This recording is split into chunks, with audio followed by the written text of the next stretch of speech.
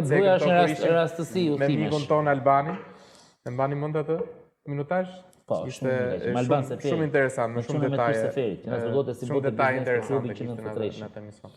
Pra, marketingu themi që është pika jote e fortë. Si e shikon këtë gjë ta lidhim pak me sportin? Si funksionon marketingu në klubet tona shqiptare? Ta nis pak si nisi pasioni ose si nisi. Po, unë kam shumë vite që merrem me pjesën e grafikës, unë kem që 15 vjet që punoj me grafik.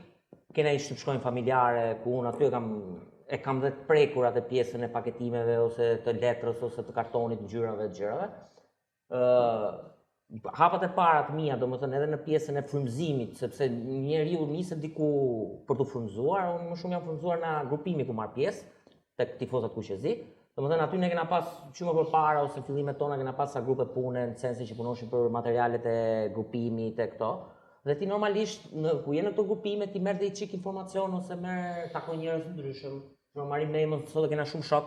Edhe kena sajt të grupimit që ne dalim edhe ku shumë ku del me marrim emën vetëm muhabet patriotik ose sport, flamuri.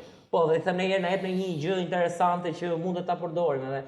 Realisht ka nis nga kjo. Edhe kjo pjesa e kësaj që kam lidh me futbollin, ku ishte Europiani, për shembull.